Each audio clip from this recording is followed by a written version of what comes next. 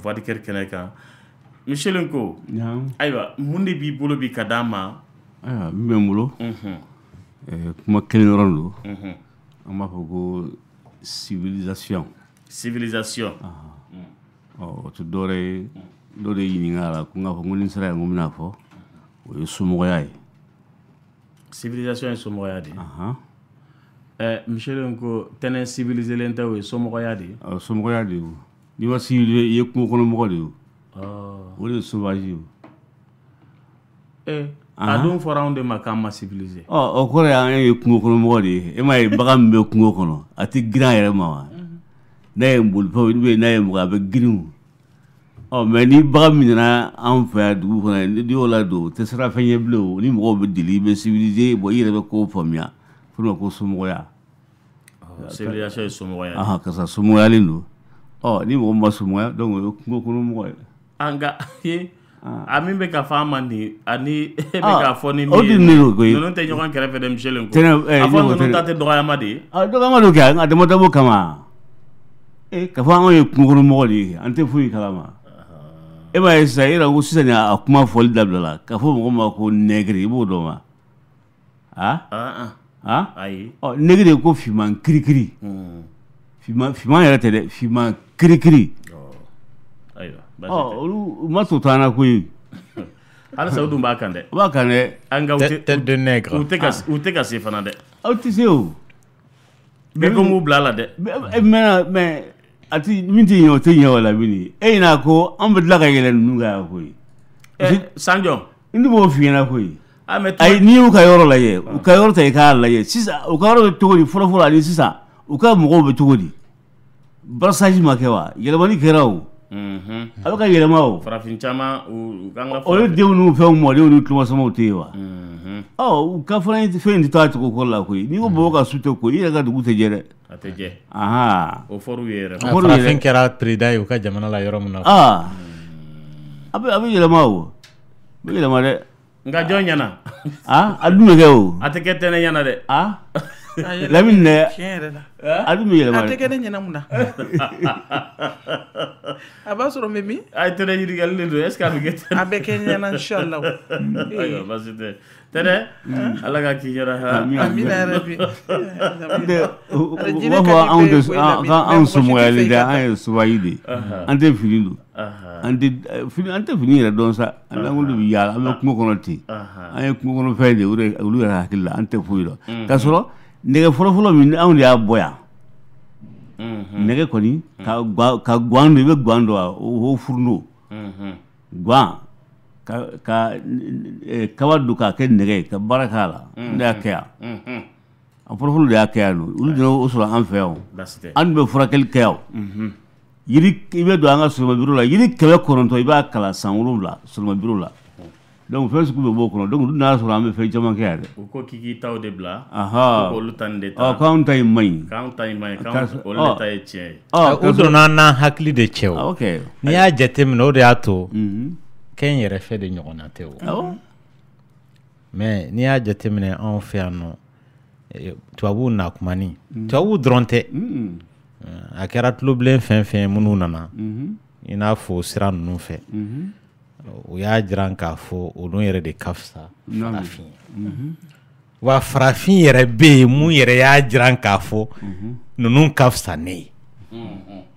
o mɔgɔw de y'u yɛrɛ kɛ jɔn ye yɔrɔ dɔw la Lamini hali sisan n'o bɛ yen o hali Mali kɔnɔ yan jɔnya bɛ yen don dɔ la Lamini n sigilen don dɔ nana ne yɔrɔ la a ye foli kɛ a n'a ka denmisɛnninw.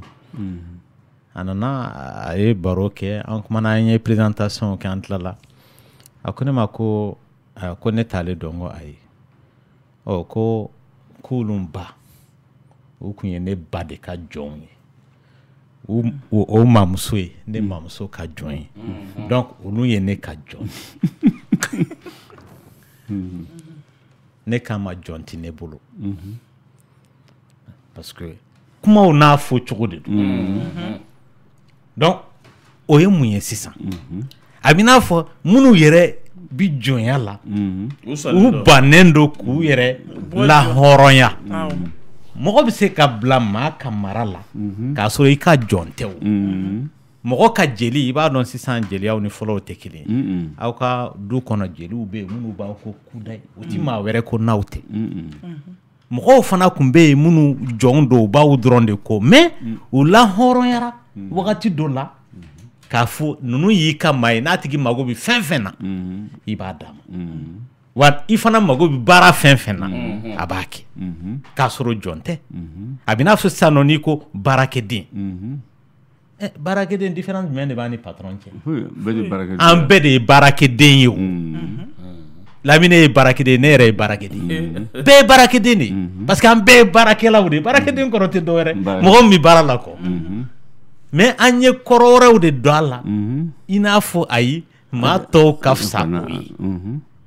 ntɛ Lamine a bɛ fɔ de ko mɔgɔninfinw i t'a dɔn ko mɔgɔninjɛw Ala kɛlen bɛ ka barika don finman de la finman Ala mi yeli bɛ a bɛ yeli bɛ kɛ ni ye mɔgɔninfin o finman de pour ko mɔgɔninfin a tɛ fɔ ko mɔgɔninjɛ dɛ n'Ala sɔnna donc finman ye barika de bɛ finman in na donc n bɛ yɛrɛ fɛ ani ko kɔrɔ tɛ n tɛ mɔgɔ wɛrɛ fɛ dɛ donc sodɔn jiridɔn yɛrɛ dɔn ɲɔgɔn tɛ dɛ an bɛ taa sugu la kɛso kɔnɔ nɛgɛjuru ye 20 ni kelen fu tan ni kelen docteur e ko bi bana min bɛ yen n'an bɛ kuma kan o ye énurésie chez l'adulte énurésie o ye mun de ye an bɛna kuma sugunɛbana de kan balikuw ta fan fɛ sugunɛbana balikuw ta fan a bɛ maa caman ɲɛna ko ka sugunɛ kɛ dilan kan denmisɛnnin bana dɔrɔn de don tiɲɛ don a ka teli ka denmisɛnninw de sɔrɔ 100 sara la a bɛ mɔgɔ 10 sɔrɔ nka denmisɛnninw fana cɛla a ka teli ka cɛmanninw de sɔrɔ ka tɛmɛ musomanninw kan 100 sara la 75 nka mɔgɔw kana ɲinɛ k'a fɔ baliku bana fana don nka maa caman b'a dogo di parce que u bɛ maloya n'a ye hali u tɛ taa u yɛrɛ kalifa mɔgɔ la k'a ɲɛfɔ k'a fɔ a b'u la ka bana ɲɛɲini k'a ɲɛɲini n'i y'a jateminɛ mɔgɔkɔrɔba kunda 100 sara o 100 sara a bɛ mɔgɔ 2 ka taa bila mɔgɔ 3 ayiwa baasi tɛ olu fana bɛ a kɛ dilan kan de wa k'a sɔrɔ i si ma birinti ka san 60 san 80 bɔ awɔ parce que dilan ka banaw fana fasuguw ka ca mɔgɔ min bɛ sunɔgɔ la n'i bɛ sugunɛ kɛ dilan kan a bɛ fɔ o de ma énurésie nka maaw bɛ yen mun b'a to kɔrɔya banaw b'i sɔrɔ i tɛ se ka sugunɛ kunbɛn bilen o tɛ a kɛtɔla ye k'i to sunɔgɔ la o i bɛ sunɔgɔ la o i tɛ sunɔgɔ la o i tɛ se k'a kunbɛn bon mɔgɔw bɛ yen nɔ minnu ye musolakaw ye kɛrɛnkɛrɛnnenya la sugunɛbana fana b'u minɛ olu ta bɛ bɔ i bɛ taa sɔrɔ sugunɛ bara joginna o tuma na o b'a to sugunɛ bɛ woyo a yɛrɛ ma o fana b'a dama la sugunɛbana fasugu wɛrɛ fana bɛ yen mun i bɛ taa sɔrɔ a tigilama n'a mana sɔgɔsɔgɔ walama n'a yɛlɛla o la sugunɛ bɛ tila a tigilama la si ni si tɛ kelen énurésie kɔni kɔrɔ de ye maa mun n'a bɛ sunɔgɔ k'a to sunɔgɔ la a bɛ sugunɛ kɛ dilan kan a kɛra sufɛla ye o a kɛra tilefɛla ye nka n'a tɛ sunɔgɔ la sugunɛ in tɛ tila a la k'a d'a kan n'i y'a jateminɛ yanni mɔgɔ si ka se san 5 ye sugunɛ bɛ tila i la dilan kan o e seko t'o la o b'a sɔrɔ minɛnw minnu b'a to a tɛ tila i la olu ma kɔgɔ fɔlɔ ni denmisɛnnin mana san 5 sɔrɔ sa o la a bɛ se ka i wasa don a ka sugunɛ kɛcogo la parce que o b'a sɔrɔ minɛn ninnu kɔgɔra nka a ka teli ka kɔgɔ musomanin de fɛ joona ka kɔn cɛmanin ɲɛ o de y'a to a ka ca cɛmaninw fɛ ka tɛmɛ musomaninw kan fɛn min ye sufɛla ta ye nka tilefɛla ta a ka ca denmisɛnninw musomaninw de la ka tɛmɛ cɛmaninw kan parce que n'a nana don a sababu la i b'a faamuya olu ka infection ka ca ka tɛmɛ cɛmaninw ta kan voilà donc n'an y'a faamu cɛmaninw ka sugunɛ kɛ ka teli dilan kan ka tɛmɛ musomaninw ta kan sufɛla la awɔ donc ka den se fo san 5 la a bɛ sugunɛ kɛla dilan kan baasi tɛ o tɛ baasi foyi t'o la o tɛ baasi parce que minɛn minnu b'a a dɛmɛ a ka sugunɛ jɔ fo a ka lakunu ou bien dugu ka jɛ o minɛnw ma ban dilanna kosɛbɛ fɔlɔ voilà adamadenya kɔnɔ ka taa mais mɔgɔ mun si mana se san 15 ye i bɛ ka sugunɛ kɛ dilan kan a bɛ fɔ o ma ko baliku bɛ ka sugunɛ kɛ dilan kan parce que a man kan tɛ k'i sɔrɔ. D'accord, donc a tigi yafa bɛ se ka k'a ma fo ka taa se 100 ans 113 ma. A ye denmisɛnnin yafa bɛ se ka k'a ma fo san 5 san 6 nka baliku fana yafa bɛ se ka k'a ma fo san 15. Voilà. N'a tɛmɛr'o kan dɔrɔn bana bɛ yen. Ayiwa a bɛ mɔgɔ jeli de sɔrɔ ou a bɛ mɔgɔw dɔw de sigilen don a kan ka minnu sɔrɔ wa. Baliku ta fanfɛla sababu fɔlɔ-fɔlɔ ye kunkololako de ye. I bɛ taa sɔrɔ a bɛ se ka kɛ misali la a tigilama somɔgɔ dɔ fatura walama a muso fatura walama a ka furu sara walama ani musolaka dɔ bilala ɲɔgɔn na mun kɛra a ma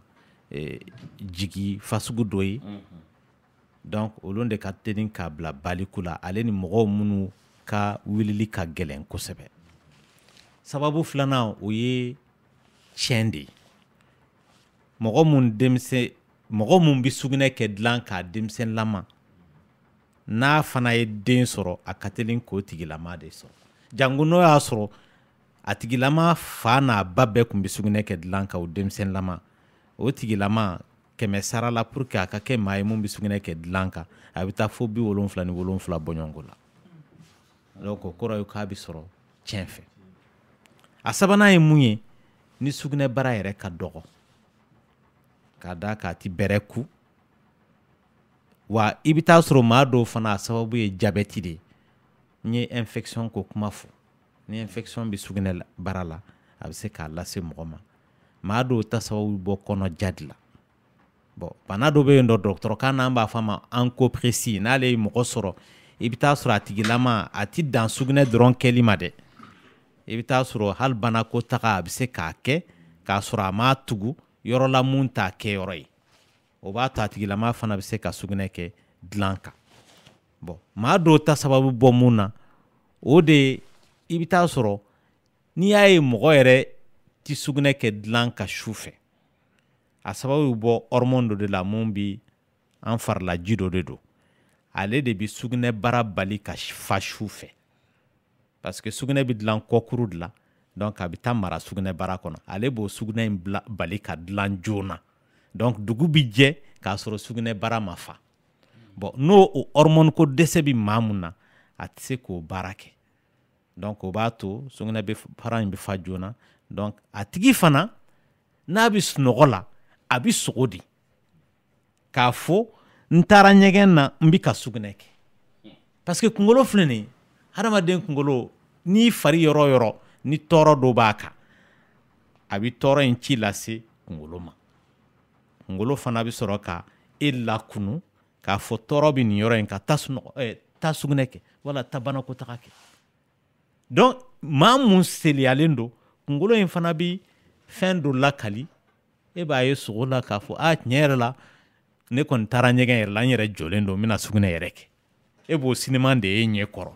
bon n'a tɛ ou bien e bɛ k'i ko ji la ou bien e bɛ ba kɔrɔ yɛrɛ nɛgɛ tɛ wa yɛrɛ nɛgɛ don e bɛ k'i ko ba donc a tigi sugunɛ mana toni dilan kan dɔrɔn n'a b'o yɔrɔ a kɔrɔ a sina k'a ɲɛ yɛlɛ k'a fɔ ja tiɲɛ yɛrɛ la n kun bɛ sogo dilan i b'o dɛmɛ cɛli ni daradeli cɛli ye dɛ i bɛ t'o dogo fɔlɔ i b'o digi yɔrɔ dɔ la ala denmisɛnnin dɔw n'u ni u tɔɲɔgɔn bɛ min bɛ ɲɛgɛnɛ kɛ sufɛ a bɛ baara kɛ dɛ n'a ye ɲɛgɛnɛ kɛ a bɛ taa fini falen k'a dɔgɔnin ta k'o sama k'o da yɔrɔ la dugu mana jɛ ale perepere de b'a papa karisa ye ɲɛgɛnɛ kɛ tila la alors que ale de don ou bien e bɛ dara minnu fɛsɛri kɔrɔ i b'olu ci i bɛ t'olu digi foli jukɔrɔ i bɛ kura fɛsɛ i b'i meleke k'i da ko ne ye min fɛsɛ k'a bɛ min ayi ale de nin ne de ko ayi nin tɛ ne fɛ ayi nin de dun dɔgɔtɔrɔ dɔw fana ta sababu bɔ kabini u denmisɛnninlama la i bɛ taa sɔrɔ bana in b'u minɛ mɔgɔ caman bɛ yen u b'a fɔ a bɛ tɛmɛ u b'u to denmisɛnninya la a tɛ tɛmɛ bilen fo ka n'u kɛ baliki ye parce que o fasugu caman bɛ yen i bɛ taa sɔrɔ kunkololabanaw don bon o de y'a to mais a man ca ka mɔgɔw sɔrɔ i bɛ taa sɔrɔ baliku 500 a bɛ maa mun sɔrɔ a tɛ tɛmɛ mɔgɔ 1 kan voilà a bɛ faamu dɔgɔtɔrɔ mais a kun ye mun de ye ninnu de y'a kun ye o nin de y'a kun ye nka conséquence b'a la wa o ye a bɛ tɔɔrɔ mun lase mɔgɔ ma jango baliku bon furubato sira fɛ a bi tɔɔrɔba de lase a tigilama ma a tigi maliya n'a bana in ye donc o bɛna so wagati dɔ la furubato yɛrɛ nɛgɛ t'a minɛ bilen a bɛ kɛ kelennamɔgɔ ye wa hali a tɛ sɔn ka gɛrɛ hadamaden tɔw la donc a bɛ se ka fiɲɛba bila a tigilama ka hadamadenya la maa dɔw bɛ yen nɔ furusa bɛ se ka bɔ a ko la voilà a bɛ siran k'i ma don mɔgɔw la u b'a fɔ ko sugunɛ kasa b'a fɛ ayiwa nka dɔgɔtɔrɔ a bɛ furakɛ wa bon furakɛli taabolo ka ca pour que i ka fɛn furakɛ f'i k'a dɔn a sababu ye mun ye mun ka nɔgɔ furakɛli la o de ye k'a dɔn nin bana in de bɛ k'a lase a tigilama ma misali la ni jabɛti de b'a la tant k'i ma jabɛti in furakɛ tɔ k'a jɛ don n'i y'o furakɛ a bana bɛ ban infection bi maa mun na n'i ye infection furakɛ n'o de y'a sababu ye a bana bɛ taa nka maa mun ta ye kunkololako ye o kɔni il faut que ladamu fasugu dɔ de bɛ yen o kan ka kɛ a tigilama kun misali la mɔgɔ mun ye sugunɛkɛla ye dilan kan so kɔnɔna la mɔgɔ man kan tɛ k'a lagosi n'a ye sugunɛ kɛ n'a ye wagati minnu kɛ a ma sugunɛ kɛ e yɛrɛ kan ka a tigi majamu n'o ye parce que a ye tile damadɔ kɛ a ma sugunɛ kɛ k'a encourager pour que a tigi kana tigɛ a yɛrɛ kun na n'o tɛ a tɛ se k'a yɛrɛ bɔ a bolo a bɛ n'a fɔ mɔgɔ min bɛ dulɔ min i bɛ fɛ a ka dulɔ bila a bɛ kɛ nɛgɛnni de ye koyi n'o tɛ diyagoya fɛn tɛ a filanan ye mun ye sugunɛ kɛcogo in anw fɛ yan nɔ maa caman bɛ sugunɛ mara sugunɛ man kan tɛ ka mara mɔgɔ kan ka tile bɛɛ ban sugunɛkɛ la n'a ye nɛgɛ in minɛ nka su fɛ ni tile bɛna bin i ka dɔ bɔ i ka ji min taw la o b'a to donc sugunɛbara tɛna fa su fɛ joona et puis n'i bɛn'i da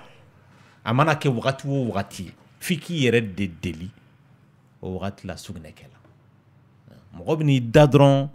n'i kɔni ma n'i da ko fɛn laban mun mɔgɔ kan k'a kɛ o ye ka sugunɛ kɛ jango wagati dɔw la sugunɛ bara ka teli ka fa ka tɛmɛ wagati tɔw kan o ye sumaya wagatiw ye ale ni samiya ninnu ye bon mɔgɔw minnu fana b'i sunɔgɔ hali tile fɛ n'o y'a sɔrɔ sumaya bɛ yen a bɛ se k'o tigilamaw sɔrɔ parce que hormone mun bi sugunɛ bali ka sugunɛ bara fa joona su fɛ ale t'a ka baara kɛ ten tile fɛ donc o b'a to a kana bali maaw la minnu a b'u sɔrɔ tilefɛla la donc ni o bɔra yen nɔ alarme fasugu dɔw bɛ yen nɔ minnu dilanlen don a kama mun b'a tigi fana lakunu n'o y'a sɔrɔ sugunɛ bɛna kɛ dilan kan nka a da de ka ca dɔɔni i bɛ taa sɔrɔ a tigilama n'a delila o la kalo 1 kalo 2 kalo 3 a ka ca Ala fɛ a b'a bila parce que a bɛ to ka wuli a yɛrɛ ma ka to ka taa sugunɛ kɛ ka appareil dɔ programmer min bɛ to k'a lakunu wa non a t'a lakunu dɛ appareil nin bɛ yen nɔ i bɛ taa sɔrɔ fɛn dɔ de bɛ appareil nin na a bɛ da dilan in de sanfɛ donc n'a tigi mana sugunɛ toni dɔrɔn toni ko 1 appareil nin bɛ kule donc a tigi bɛ laban ka wuli ka bɔ sunɔgɔ la ka taa ka sugunɛ tɔ dafa ɲɛgɛn na donc n'a bɔr'o la furakɛliw bɛ yen nɔ minnu bɛ kɛ kunkolo ta fanfɛla la pour que sugunɛ mun bɛ dilan sufɛ dɔ ka bɔ a la donc a tigi bɛ se ka wagati jan kɛ ni fura in ye minnu ta sababu ye kunkolo la ko ye donc wagati dɔ bɛ kɛ a tigi bɛ fura in bila dɔɔni dɔɔni parce que mɔgɔ caman bɛ yen i bɛ taa sɔrɔ hali ni sugunɛ bana in kan k'u to yen nɔ i bɛ taa sɔrɔ mɔgɔw b'u lagosili minnu kɛ dɛ walama u yɛrɛ tigɛ bɛ u yɛrɛ la kuma dɔ la jango kɔrɔfɔliw minnu bɛ da o kan o b'a to a tigilamaw u tɛ se k'u yɛrɛ bɔ a la a bɛ n'a fɔ cɛ mun parce que baliku ta fanfɛla i n'a fɔ muso mun cɛ b'a lagosi n'a ye walama cɛ mun muso b'a lagosi n'a ye a bɛ n'a fɔ furubato ta fanfɛla ni mɔgɔ y'i lagosi furubato ta fanfɛla dɔrɔn i ka furubato kɔni a bɛ tiɲɛ o tigi fanfɛla voilà ladilikan dɔ bɛ yen dɔgɔtɔrɔ i bɛ min fɔ an balimaw ye ladilikan mun bɛ yen nɔ o de ye k'a fɔ nin bana in bi m'a bila diɲɛ la o nka bi bi na a bɛ ka caya mun na an ka éducation a maɲi aw bɛ hakɛ to kuma la parce que den filɛ mɔgɔ fɔlɔ mun y'a mɔgɔ ye mun b'a ladon k'a éduquer nɔgɔtɔya fanfɛla la o y'a ba de ye ni ba seliyara a baara in tɛ kɛ i bɛ hakɛ to an bɛɛ denmisɛnninlama an ba kun b'an lakunu ni da wagatiw sera i bɛ taa sugunɛ kɛ ni fajiri sera i bi lakunu i bi ta sugunɛ kɛ bon ni edi kɛra n'o ye i tɛna sugunɛ kɛ dilan ka ni bana wɛrɛ kɔni t'i la ne yɛrɛ hakili b'a la Lamine n ba kun bi to k'a lakunu o yɛrɛ de y'a to Ala ka hinɛ jeliba b'a la ne y'a dɔn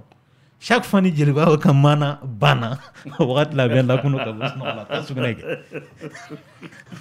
wala i ɲɛ datugulen i tɛgɛ bi minɛ ka taa ɲɛgɛn na i bi taa sugunɛ kɛ jeliba b'a de gere k'a pareil parce que wagati de y'ale da kuma ye donc ni fajiri fɛra fana i bi lakunu i bi taa sugunɛ kɛ hali n'o sɔrɔ ci wɛrɛw kɔni bi kɛ i b'olu kɛ kɔfɛ mais sugunɛ in kɔni i b'o kɛ bon ni musolaka sɛdɛyara bi an bi tile mun na a caman bɛ yen nɔ o t'o baara kɛ dɔw yɛrɛ bɛ yen nɔ ni Ala ma fara i kan olu yɛrɛ bɛ sugunɛ kɛ dilan kan tellement seliya b'o la kuma t'i ka denmisɛnnin lakunu o de y'a to i bɛ taa sɔrɔ denmisɛnnin dɔ bɛ yen a b'o la bi n'o taara a mamuso fɛ yen nɔ bana in bɛ tunu n'a seginna ka na a ba yɔrɔ la bana in bɛ na parce que i kan ka ladamu mun k'a la ka to k'a lakunu et puis i kana to ka jibaw d'a ma sufɛla la donc ni m'o kɛ ni mɔgɔ wɛrɛ bɛ se o ladonni na ka tɛmɛ e kan donc a tigi ka bana tɛ ban k'a to e yɔrɔ la donc an b'a kɛ lagosili ye ten dɔrɔn busan bɛ ka taa a tigi kama k'a sɔrɔ a kun yɛrɛ i ma t'o ɲɛɲini donc ladilikan min bɛ n bolo k'a di o de kun y'o ye o ladilikan faamuna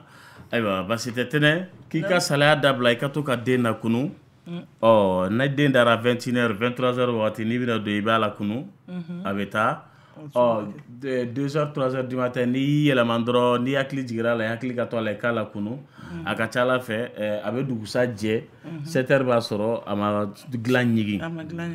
ko ka denw faamu fana k'a daminɛ a bange don ka taa se fo a san 5 san 6 san 7 k'a faamu nin si tɛ bana ye i bɛ taa sɔrɔ komi a dɔgɔtɔrɔ kɔni ye san 5 fɔ mais a dɔw bɛ taa fo san 6 san 7 mɔgɔw farikolow tɛ kelen ye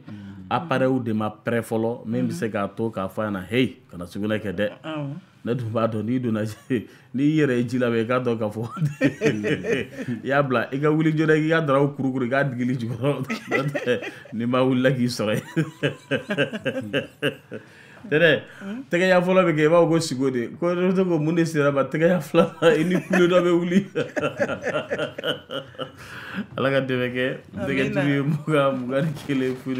11 k'an bɛ Sumaworo fo Sumaworo Wuley FM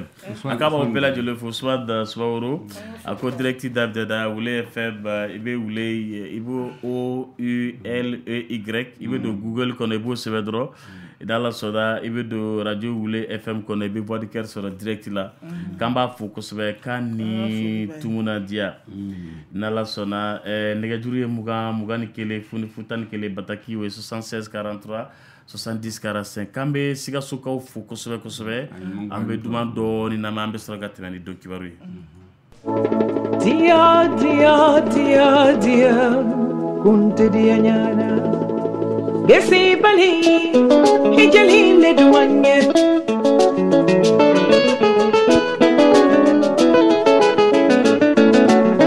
nani bali aja hijali le duanye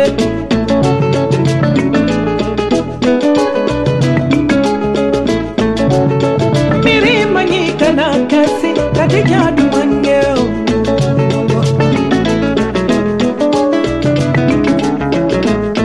Delegate bambolo,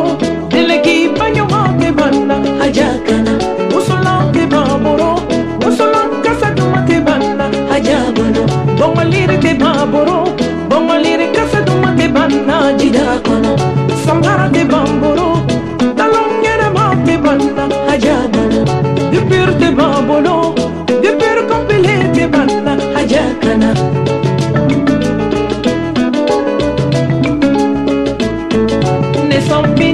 Ni san loro Madiana musundu ne san binani ni san loro Madiana musundu ni ne sila konkora wajulu kala mu wulila bɛɛ bisi a bɛɛ ka a bɛɛ bɛ se wajulu la n'Ala sɔnna wajulu in a kɛnɛ bɛ diya k'i b'i ye kɛnɛ kan inshallah i ni dɔgɔtɔrɔ ni docteur an bɛ taa RTN oui n balimakɛ kuma b'i bolo salamu alaikum waleykum salam oui n'a fɛ ka docteur ɲininka dɔn a tulo b'i la a bɛ yɔrɔ min fɔ ko n'i ye jiba min su fɛ k'i bɛ sugunɛ kɛ ko o ma ye i ka ji min kɛ dɔɔnin mais ne bɛ ji min e bɛ se ka sugunɛ kɛ fɔ siɲɛ 5 su kɔnɔ Ya fam. Allo. E ka ɲininkali ye mun ye sisan? Yari est-ce o de basi ka se mɔgɔ ma? Mais nge bi ka ji de mi ka taa sugunɛ kɛ yanni k'i da ka sunɔgɔ. Mais ni n da su yanni dugu ka jɛ n bɛ se ka siɲɛ 5 ɲɔgɔn kɛ sugunɛkɛ la. I bi wuli ka taa sugunɛ kɛ de wa? Awɔ. O kɔni na i bɛ taa sɛgɛsɛgɛli de kɛ a ka lajɛ kun min na i bɛ ka jiba min parce que banaw bɛ yen nɔ minnu bɛ jiba min kofɔ ani sugunɛba kɛ ani dumuniba kɛ k'a sɔrɔ i fari fana ma taa yɔrɔ la donc o bɛ se ka diabète kofɔ mais a bɛ se ka kɛ fɛn wɛrɛw fana ye n t'a dɔn ale bɛ si yɔrɔ min na funteniba bɛ yen wa parce que sisan nɔ an bɛ wagati min na ladilikan mun bɛ n bolo Lamine o de ye mɔgɔw ka ji min kosɛbɛ e wo tɛnɛ wo monsieur Lenko jango mɔgɔw minnu si janfara ani denmisɛnnin fitinin mɔgɔw k'u janto la sisan funteni bɛ yen kojugu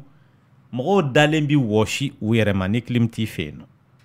hali ventilo tɛ se ka a ko ɲɛnabɔ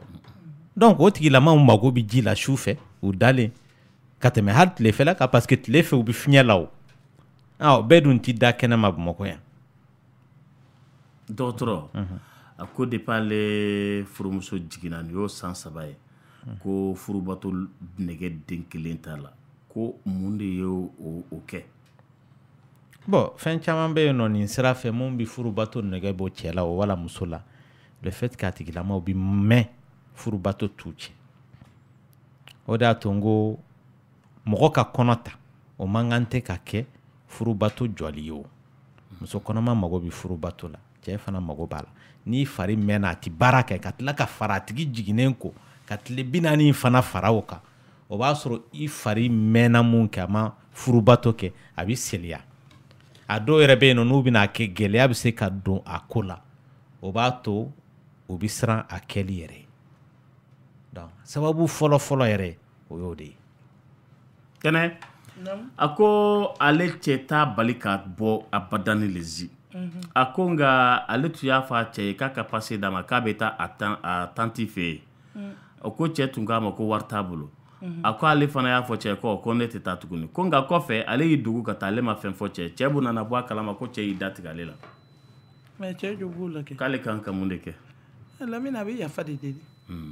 a bɛ yafa de la cɛ fɛ kɛ ale jo t'a la a jo t'a la de a bɛ yafa ɲini a cɛ fɛ parce que cɛ ko wari t'a bolo ni cɛ ko wari t'a bolo i bɛ to cɛ kɔ n'a ye wari sɔrɔ tuma min na i bɛ taa i tanti fo mais e ko cɛ ko wari t'a bolo e yɛrɛ ye i kanto cɛ ma k'i sɔnna e tilala tuguni k'i dogo ka taa Lamine o ye janfa ye a ka yafa deli a bɛ yafa de deli a bɛ yafa de deli a cɛ fɛ datigɛndala in kun ale b'a dɔn ka ban ale ka kan k'a ɲini de nin kɛlɛ nin ka ban parce que kɛlɛ bɛ kan ka k'ale ka jalaki de kan ayiwa a faamuna yɛrɛ tilenna allo allo an cɛ i bɛ radio in faga i b'i ka radio faga ne mago bɛ docteur de la a tulo b'i la ko ne barakɔrɔla de bɛ to ka n dimi wagati jumɛn na n'i bɛ laada la walama hali ni laada tɛ a b'i dimi a yɛrɛ ma tɛ ayi laada bɛ na normal yɛrɛ la dɛ hali ni laada tɛ ne barakɔrɔla yɛrɛ de bɛ n dimi o sababu ka ca minɛnw ka ca barakɔrɔ mun bɛ se ka na ni barakɔrɔ dimi ye n ko minɛnw ka ca barakɔrɔla la mun bɛ na ni barakɔrɔ dimi ye o tɛ se ka dɔn f'i ka taa sɛgɛsɛgɛ de a bɛ se ka kɛ denso ye ne taara sɛgɛsɛgɛ u ye siro dɔw di o sirow bɛ to ka nɔgɔya mais ni ne ye siro nin jɔ dɔrɔn a dimi bɛ tila ka na tugun a fɔra i k'a sababu ye mun ye bon n kɔni cɛ tɛ yan nɔ dɛ dɔgɔtɔrɔ de y'a f'i ye k'o de y'a sababu ye docteur kɔni y'o de fɔ ne ɲɛna a ko mun bɛ se ka ne ma dɛmɛ ko siro dɔw bɛ yen nɔ ko ne k'o san tuma bɛɛ ne bɛ ka siro san fo siro nin bɛ ka commencer yɛrɛ ka fɔnɔ dusu bila ne la ne taara fɔ a ɲɛna fɛnɛ a ko ne dun kan ka continuer siro nin ye bon Lamina ale ka bana ye ne tɛna se ka jaabi jɔn dɔn a la ten parce que i cɛ bɛ yan i cɛ tiɲɛ o tɛna maa bali barakɔrɔ dimi la minɛnw ka ca barakɔrɔla la mun bɛ se ka dimi lase mɔgɔ ma kunkololabanaw bɛ se k'a las'i ma denso bɛ yen nɔ fanda yɔrɔw bɛ yen nɔ donc nugu bɛ yen nɔ hali furudimi bɛ se ka taa tɔɔrɔ lase a yɔrɔnin ma ni ko b'i kun na fana a bɛ se ka dimiw lase a yɔrɔ ma janko ale filɛ ka mun fɔ i n'a fɔ furubato ko ta fanfɛla ninnu n'o tɛ i cɛ bi yan i cɛ tɛ o tɛ n'i bali baarakɔrɔdimi la banaw ka ca mun b'a lase mɔgɔ ma i ni ce welela ala ka nɔgɔya k'i ye i bɛ taa ka taa ɲɛɲini kosɛbɛ y'a faamu dɔgɔtɔrɔ a ko ko gɛlɛya b'ale n'a maminɛcɛ ni ɲɔgɔn cɛ han k'ale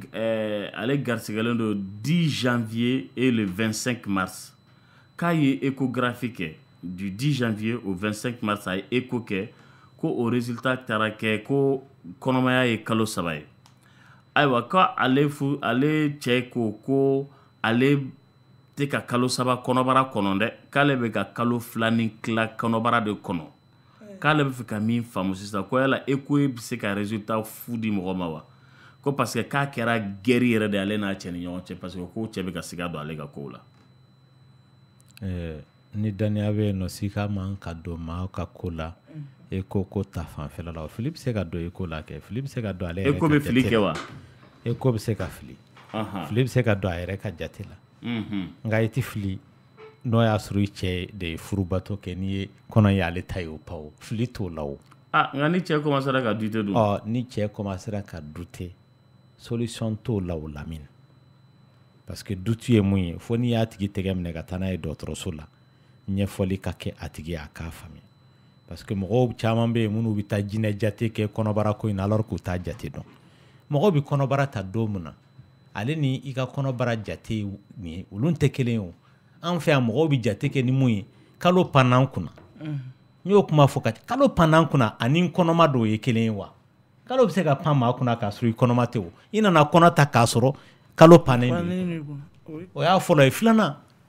i bɛ taa sɔrɔ mɔgɔ caman bɛ jate mun fɔ docteur ne kɔnɔma don kalo 2 mais parce que kalo tɛmɛ n'u ka siɲɛ 2 u ma kɔnɔ ta o wagati la n ko pour que laada fana kalo ka tɛmɛ kɔ o y'a sɔrɔ e ye kɔnɔ de ta kalo tilancɛ hakɛ de o de la kalo sara o la ka pa i kunna mɔgɔw fana t'o yɔrɔ de faamuya donc a ɲuman ye mun ye dɔrɔn a ka taa dɔrɔn dɔgɔtɔrɔso la ani cɛ ka taa ɲɛfɔli ka k'a ye dɔgɔtɔrɔ i jɔ segi kuma nin kan i ko muso bɛ bɔ a kalama tuma min na k'a garisigɛlen don o y'a sɔrɔ kɔnɔ ye kalo 1 tɛmɛ wa ou bien kɔnɔ ye kalo 1 tɛmɛ wa misali la n ye n ka laada ye le 1er janvier e nana ne yɔrɔ la le 7 février parce que le 1er janvier le 1er février e kun kan ka laada ye e m'a ye e nana e bɛna fɔ docteur ne kɔnɔma don nin y'a kalo 1 ye o tɛ wa ne t'o fɔ dɛ e b'a fɔ n b'a fɔ de ko janvier tɛmɛlen n ye n ka laada ye janvier 1er janvier n ye n ka laada ye 1er février n man ka laada ye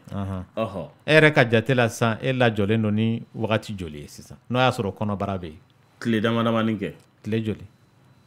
non parce que i b'a préciser ni taar'i fɛ yen le 7 février o kɔrɔ de ko n tun kan ka ye le 1er donc n kɔnɔma don 6 jours voilà bon o de ye fili ye o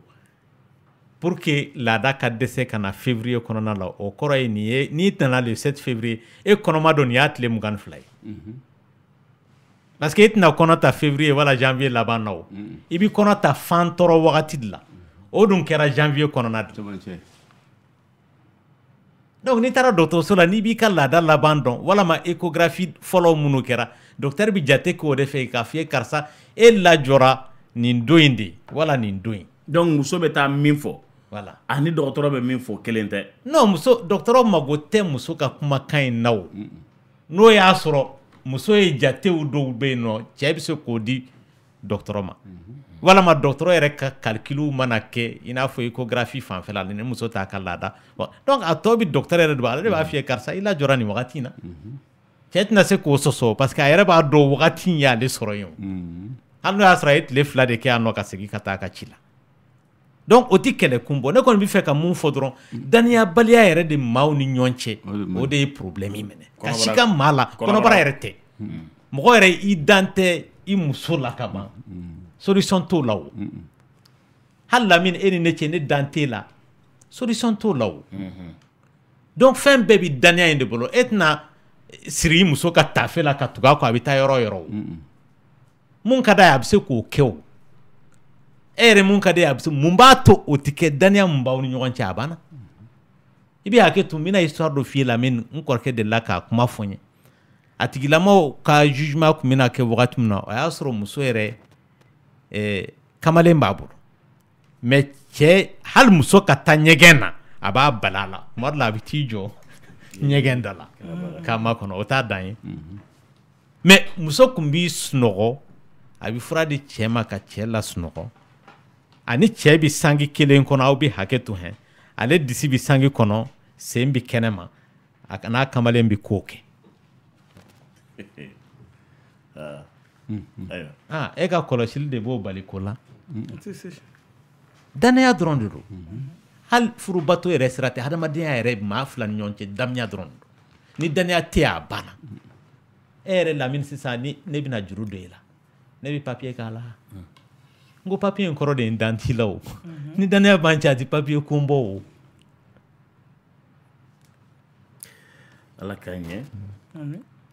nɛgɛjuru ye 21 foni fo 11 yɛrɛ tilenna allo oui radio min b'i bolo i b'a faga salamu alaikum wa alaikum salam kuma b'i bolo mɔgɔ bɛ tanti tɛnɛ de la a tulo b'i la ne bɛ fɛ k'a ɲininka de ne bɔra muso dɔ de ko ne y'a ka fɛn bɛɛ sara bon ne kɛmɛ ka muso in to yen ko mariage waati mariage dun ye vacances de ye bon ne bɛ to ka bala ni mɔgɔ jɔlen la kɛnɛ ma san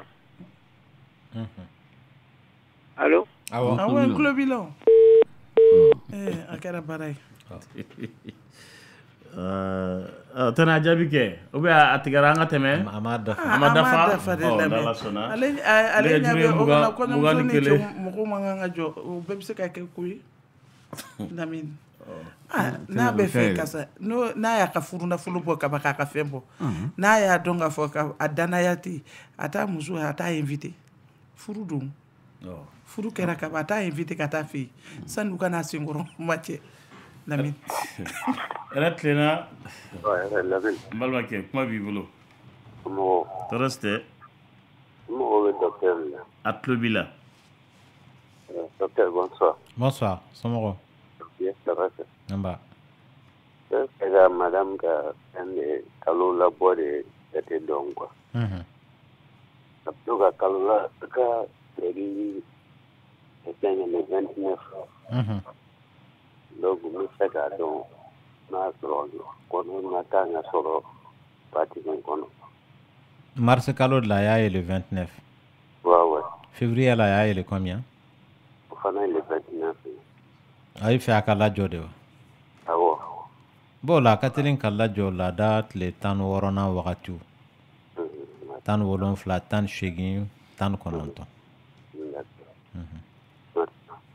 19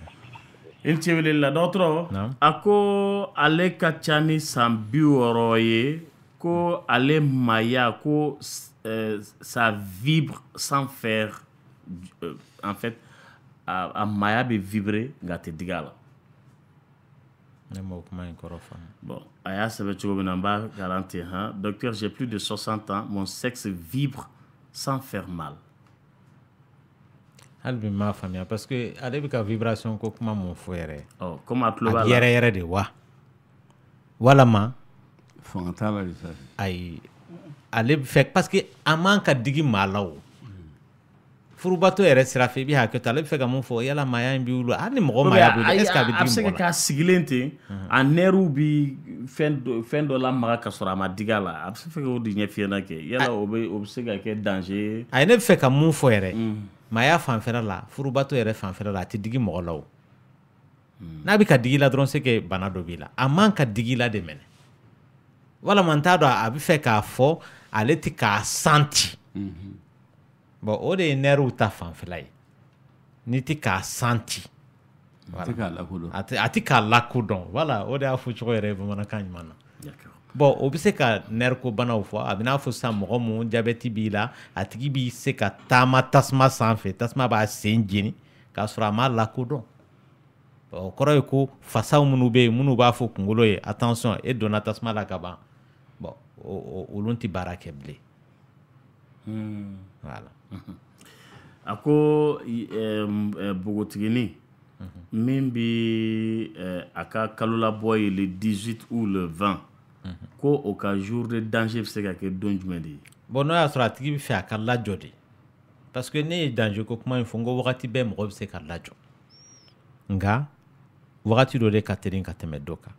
n'o y'a sɔrɔ ale ka ɲininkali bɛ tali kɛ de a bɛ fɛ k'a dɔn a tigi bɛ se ka kɔnɔ ta wagati min na walasa a ka se ka gɛrɛsɛgɛ o bɛ se ka kɛ laada kabini tile 13 14 15 donc 17 18 19 parce que ale ta tɛna wagati kelen na.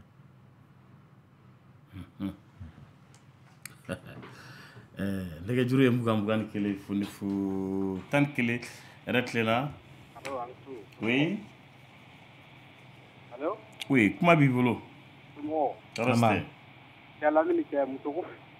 dɔ bɛ n terikɛ dɔ la ko a mɔgɔ bɛ muso dɔ la quoi. I terikɛ bɛ na kɛ muso caman ba b'an bolo muso photo yɛrɛ cayara kosɛbɛ cɛw de tɛ ka na kosɛbɛ t'a dɔn o fana ye nin tile fila in na gɛlɛya ye de sa wa. An bɛ se ka numéro d'i ma i b'a fɛngɛ ou bien. Ka numéro d'i ma k'a f'u ye. Kɛra baara ye muso photo cayara tɛnɛ k'an balimakɛw ka na. Muso ɲumanw bɛ yen. Muso ɲuman ka taa san 18 fo san 16 surtout tɛnɛ san 16 na. Awɔ. Fo san 60. Fo san 60. Awɔ san 62.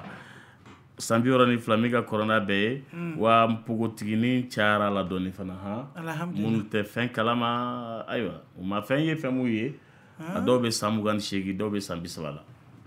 Nɛgɛjuru ye 21 fonifu 11 yɛrɛ tilenna. Allo? Allo? Oui, kuma b'i bolo. Ne mago tun bɛ monsieur Kowela ka numéro. Jɔn? Monsieur Lenko. Monsieur Lenko, k'i k'i ka numéro di. 75 07 67 99 75 07 67 99. N'i y'a wele sini a b'a ɲɛ f'i ɲɛna. An b'i fo kosɛbɛ. I ce. A sɔrɔ man di dɛ. Ayiwa i y'an sɔrɔ so na ne ba ayiwa ko ye nin sa. Dɔgɔtɔrɔ a ko n'ale ye furubato kɛ n'a furucɛ ye bɛɛ a wuli o wuli a bɛ fɔɔnɔ k'o bɛ se ka kɛ mun bana fasɔn ye. A mana furubato kɛ n'a cɛ ye tuma bɛɛ n'a wulila dɔrɔn a bɛ fɔɔnɔ. Bon n tɛ se ka bana kelen fɔ o ko la parce que a bɛ se ka fɛn caman kofɔ mais sababu fanba bɛ kɛ kunkololako de ye. Furubato ɲɛsiranyan bon mɔgɔ dɔw bɛ yen nɔ a bɛ se k'o tɔɔrɔ fasugu de lase a tigilamaw ma. A bɛ de y'o ye. Ayiwa n'Ala sɔnna nɛgɛjuru ye 21 fonifu 11 yɛrɛ tilenna. Allo? Oui. Oui. Ansu. A b'an ci. Adama de don quoi. Sisan ne ni dɔ de bɛ ɲɔgɔn fɛ. An bɛ ɲini ka san 3 bɔ ɲɔgɔn fɛ quoi. Bon ne mana fɔ kuma o kuma n ko ne bɛ fɛ ka maminɛli woro de bɔ a nɔfɛ fɔlɔ.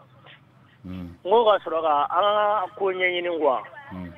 A tɛ sɔn ko maminɛli woro tɛ bɔ ale nɔfɛ ko fo k'ale ka woroba bɛɛ tila ne bɛ fɛ ka ne bila sira de quoi.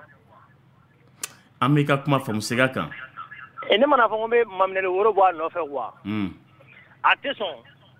Ko tɛ k'ale la ko fo k'ale ka woroba bɛɛ de bɔ quoi. Bon an ka mɔgɔ tɛ ka sɔn o fana ma quoi. Mais ni e bɛ muso min nɔfɛ n'u ko k'olu ka laada ye nin de ye e dun bɛ muso in fɛ mun na i tɛ tugu a ka laada kɔ siɲɛ kelen. Bon d'accord. N y'a mɛn. E m'a fɔ k'e tɛ dɔwɛrɛ fɛ n'ale tɛ wa. Awɔ ne b'o ale dɔrɔn de fɛ. Tugu a ka laada kɔ kɛ. Bon d'accord n y'a mɛn. Nɛgɛjuru ye 21 fonifu. A ma sonné. Allo? Oui, kuma b'i bolo. Salam alaikum. Walaikum salam, an tulo b'i la, oui. Non, a ka voix de kelen vraiment a diyara ne ye. A b'an bɔ fili caman kɔnɔ. An bɛ dugawu kɛ hali bi Ala k'aw dɛmɛ baara in na. Amina. Ala ka sababu ɲuman k'an ye. Amina. Ala k'an ka jamana in Ala k'an lafiya. Ami. Foli de don. Foli diyara n ye. An b'i fo kosɛbɛ i ni ce weleli la.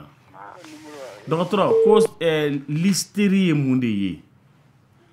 ani fura fana min tɔgɔ ko gamelote. Bon, ale filɛ ka hystérie ko kuma mun fɔ kirikirimasiyɛn banaw bɛ yen nɔ mɔgɔw t'u danfara dɔn ka bɔ ɲɔgɔn na nka n'i taara dɔgɔtɔrɔ kunda dɔgɔtɔrɔ b'a f'i ye bon nin kirikirimasiyɛn sababu bɔra sumaya juguman na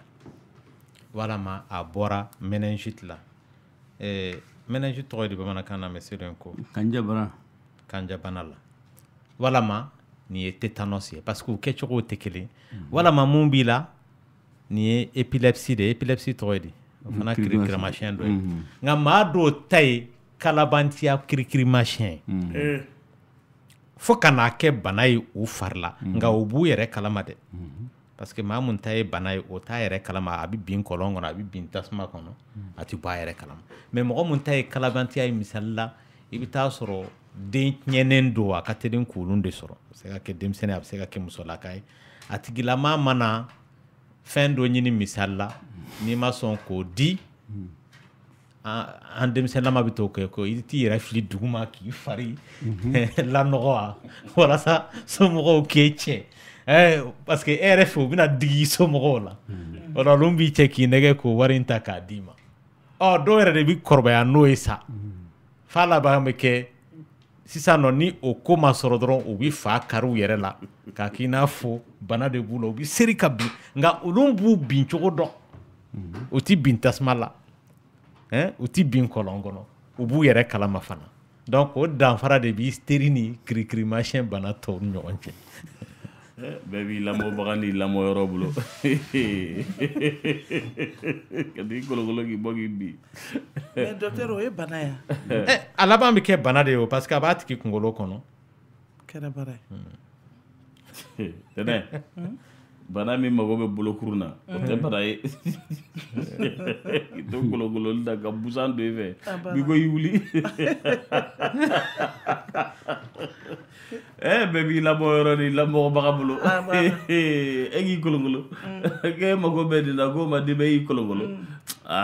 Lamini dɔw ka du kɔnɔ i tɛ jinɛtigi i tɛ jinɛbana ye mɔgɔ si la ye. B'u jinɛbana. N'i y'a wuli dɔrɔn u bɛ bɔ. A ma sɔrɔ de tɛ k'i ti fo k'i ka jinɛ pan ka taa. Ala ka hɛrɛw caya. Dɛgɛjuru ye fuga ni kelen furu tan ni kelen tɛnɛ o de kɔrɔ ko bɛɛ b'i lamɔyɔrɔ ni lamɔbaga bolo.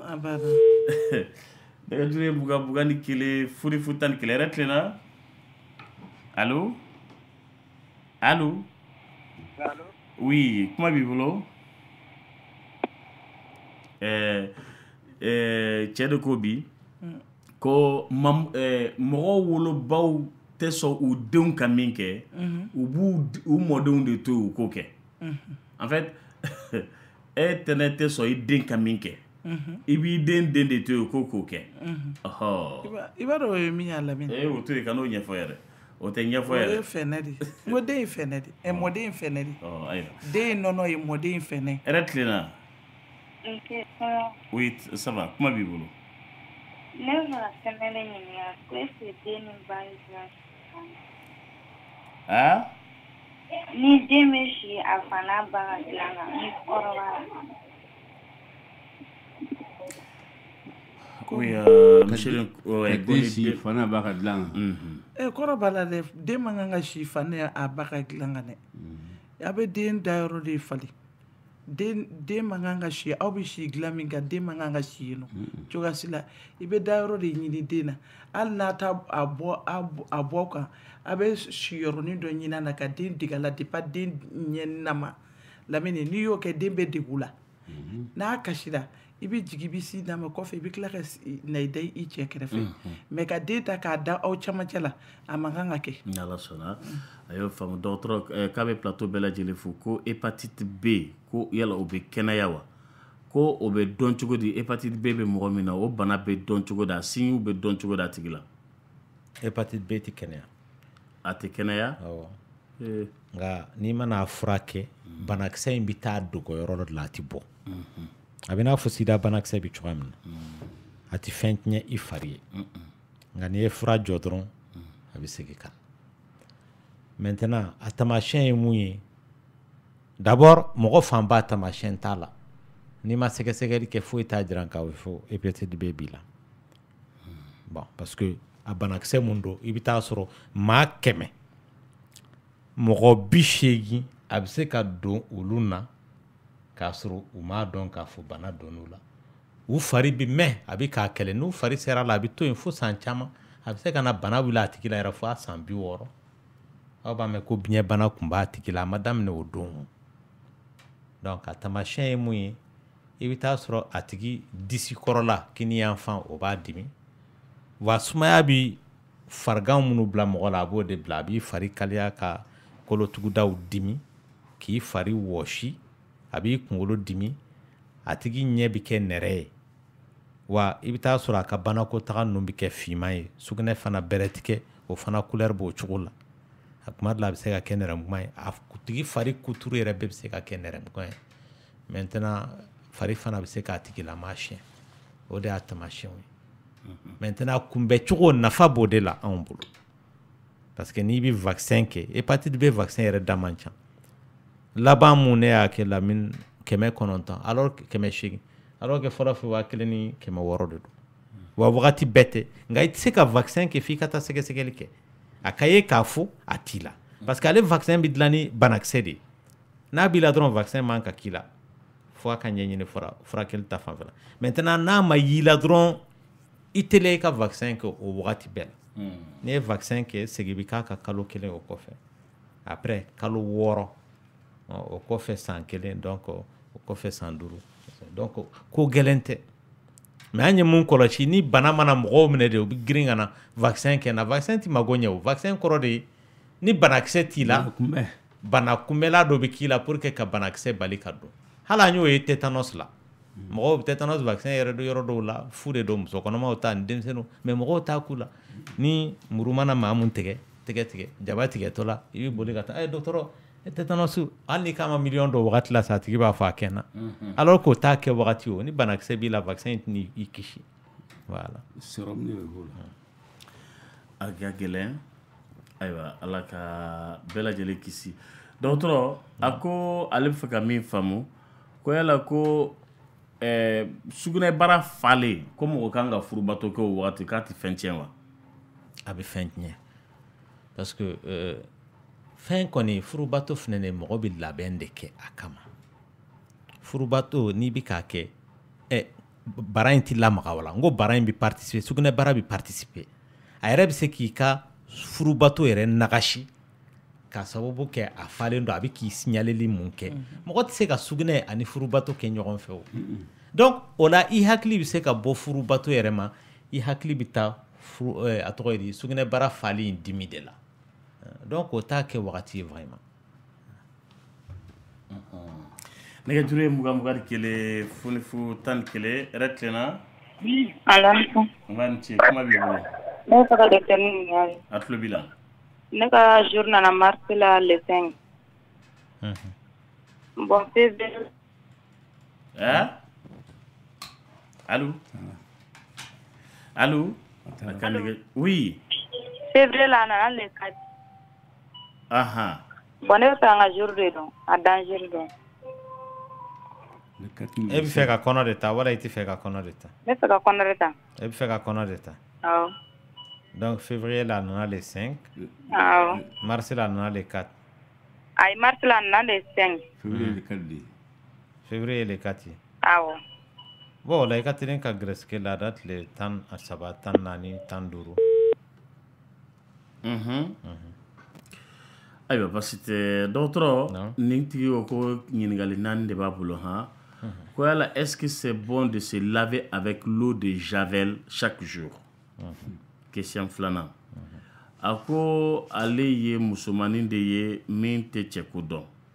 k'ale bɛ san 24 na ko yala est-ce que c'est bon qu'elle garde sa virginité jusqu'au jour où a bɛ garisɛgɛ sɔrɔ ka cɛ sɔrɔ ko n'o kɛra ko conséquence jumɛn de b'a la ɲininkali 3 ye mun ye qu'est-ce qui fait disparaître les taches sur la peau d'une personne 4 ye mun ye ko est-ce que c'est bon de faire le changement de coton chaque mois pendant ses règles Parce que a produit de trop fort quand les bouts d'utiliser coton de trop fort donc peut-être que ne abora ni coton ina parce que coton trop qualité ou bien usine min fabriqué quoi la parce que changement que wa bon ɲininkali fɔlɔ eau de javel ma dabɔ hadamaden koli kama a dabɔra minɛnw de koli kama wa hali minɛnw bɛɛ tɛ minɛnw minnu a bɛ bila o kɔnɔ a bɛ f'i ye n'i ye eau de javel yɛrɛ dilan ka ɲɛ minɛn ninnu man ka tɛmɛ miniti 10 kan a kɔnɔ wa o b'a sɔrɔ i ye dilution mun k'a la a bɛ se ka taa 1/6 la misali la eau de javel dɔ bɛ yen nɔ a bɛ dépend a degré hakɛ la a b'a fɔ min ma ko Sada Jalo ni aw y'o ta sisan nɔ litiri 1 n'i bɛ fɛ k'a bila minɛn kɔnɔ i bɛ litiri 6 de fara a kan bon madar ninnu dɔw ta ye litiri 5 ye dɔw ta ye litiri 6 ye dɔw ta ye litiri 4 ye pour te dire que tellement a ka jugu hali minɛnw yɛrɛ ma il faut k'i ka ji hakɛ dɔ de k'a la wa a man ka tɛmɛ miniti 10 kan i k'a bɔ o ji in kɔnɔ i ka minɛn in b'o jɔ kuma tɛ hadamaden farikolo ma n'i y'a kɛ i farikolo kɔnɔna a bɛ se ka kɛ sababu ye ka tɔɔrɔba lase i fari ma nka dɔgɔtɔrɔ hadamaden koli a kun jumɛn de bɛ a la mɔgɔ ka ko ni eau de javel kun jumɛn de don non parce que ninnu t'a kun dɔn u t'a kɔrɔ dɔn olu yɛrɛ fɛ eau de javel ye saniyalan ye n bɛ se k'a kɛ k'an fari saniya alors que a ma dabɔ fari kama a bɛ fari tiɲɛ de o y'a fɔlɔ ye et puis n'a mana kɛ i fari la fari o yɛrɛ de b'a to bana bɛ e sɔrɔ parce que a bɛ kaba banaw bila i la eau de javel lakana mun bɛ e fari la ni e golo ɲiginnen don i denmisɛnnin i golo bɛ jaja donc o la a bɛ tɔɔrɔ de lase a tigilama ma a ko ne ma ko virginité yala mɔgɔ bɛ se k'a garder virginité mɔgɔ bɛ se k'a garder hali san 100 kɛ n'a ma ɲɛni mun las'i ma a tɛna tɔɔrɔ las'i ma o ye kunkolola ko de parce que bi bi na an bɛ tile mun na bon nɛgɛnnikanw don mɔgɔw mun na fɔ tant que i ka virginité bɛ yen nɔ kɔnɔdimiw tɛ ban mɔgɔ min b'o f'i ye i bɛ taa sɔrɔ a ko bɛ a kɔnɔ de a k'e ka virginité in de bɔ yen n'o tɛ mɔgɔ bɛ se k'i si yɛrɛ bɛ k'i ma furubato kɛ k'a sɔrɔ a ma tɔɔrɔ las'i ma a b'i kun de la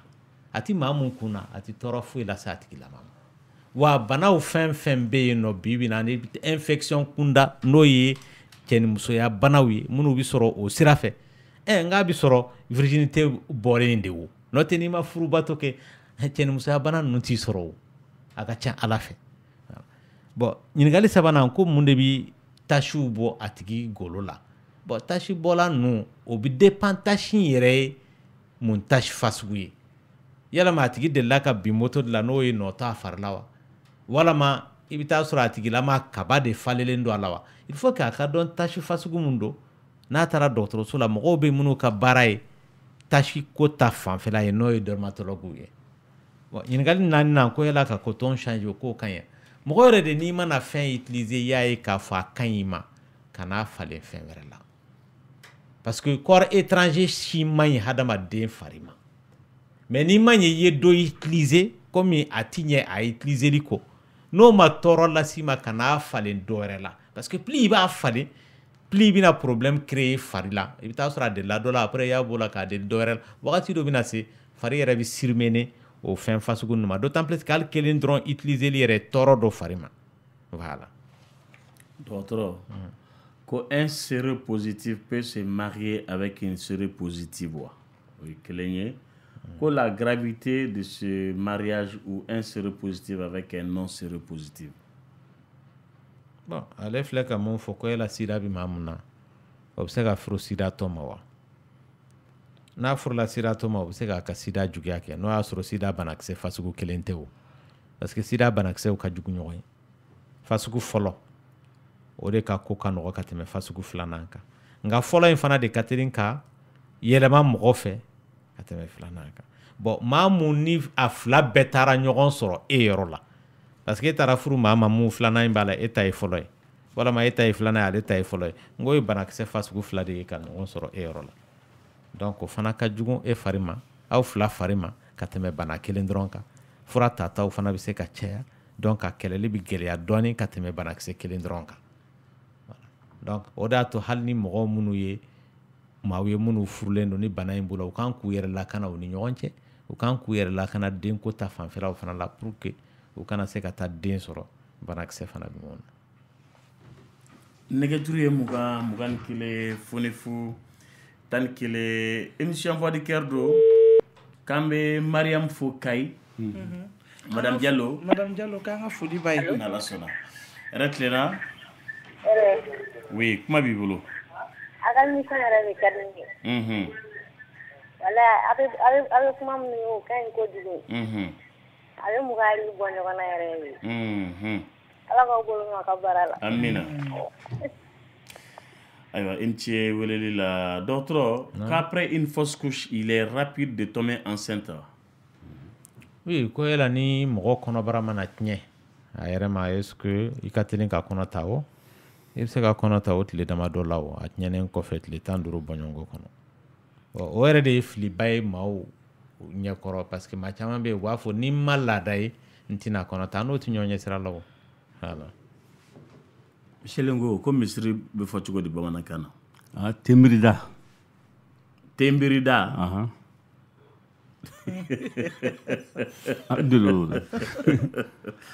Tembiriso tɛ fiyewu. ayi tembirida. parce que a yɔrɔ la bɛɛ de bɛ di tembiriw. dɔw tɛ kɛ tembiri kɔ. dɔw yɛrɛ tɛ kɛ tembiri kɔ kɔ. awɔ tembirida de. tɔgɔ de misiri tembirida. ayiwa dala sɔnna. a tɛnɛngana bɛ da tuguni ko misiri dɛ. n ko yɔrɔ wɛrɛ bɛ yen tembiri yɔrɔ min na k'a sɔrɔ misiri fana tɛ o fana tɔgɔ ye. o yɔrɔ jumɛn ye dɔgɔtɔrɔ. diinɛw ma ca de. ale ko misiri. a y'a fɔ a ye silamɛya ta de fɔ o. tɔw ta ni église dɔ sisan a bɛ fɔ cogo di komi olu fana bɛ t'u ten turu. olu t'u ten turu dɛ u bɛ n'u ka seli cogo de don. budisiw fana bɛ yen minnu b'u ten turu a bɛ fɔ yɔrɔ bɛɛ ma cogo di. ayi olu ta tɛ ten turu ye olu ta ye k'u sigi k'u miiri de k'u sigi k'u sen kalaso ka miiri u bɛ sin ka heure 2 heure 3 heure 4 k'a la u bɛ miiri olu ta y'o ye. donc misiri ta ye ten turu da. tembiri. tembirida. tembiri turu dɛ yiri tɛ o. yiri de don. Lamini yɛrɛ bɛ ka a ko ɲɛfɔ cogoya min i n'a fɔ ale sini i ka segin a kan i b'a ye ani sini t'a ɲinana i n'a fɔ ale b'a ɲɛ dɔn. mɔgɔ si tɛ ɲinana o kɔ. parce que ten min bɛ biri misiri la ten birili min bɛ kɛ a tɛ kɛ misiri yɔrɔ wɛrɛw la koyi. an b'an to yɔrɔ la yen komi mɔgɔ b'a fɔ ko n ka sunan ni farida ye nin ye. yɔrɔ o kɔni n'i ye farida fɔ. i ma sunan fɔ. ayi o ye diyagoya de o. e ko ne ka diyagoya ni n ka diyagoya ye nin kɔrɔ t'o la o. wa i ye fɛn fila mélange ara minnu tɛ kelen ye. kelen tɛ. farida kɔrɔ ye diyagoya don sunan kɔrɔ ye diyagoya tɛ n'a ka di i ye. diyagoya. voilà. a bɛ fɔ de ko diyagoya. bamanankan na a bɛ fɔ ten de. diyagoya a kɛli ka di ye a ka di i fana ye o ye diyagoya ye. dɔw don diyagoya. a man di ye dɛ. hali n'a man di ye i b'a kɛ. goyagoya fana bɛ yen koyi a kɛli man di ye wa e yɛrɛ t'a fɛ fiyewu. monsieur Lego i tɛ jeliw to yen k'u ka wari ɲini kan fɔ. mais ne école karamɔgɔ a bɛ komi ni. u b'a fɔ de ko nin ye Sidibe ka sunan ni farida de ye koyi n'o fɔra Sidibe fana b'i bolo don a kun o bɛ 6,000 7,000. Lamini kana Sidibe ko kuma fɔ a fɔra ko Lamini Sila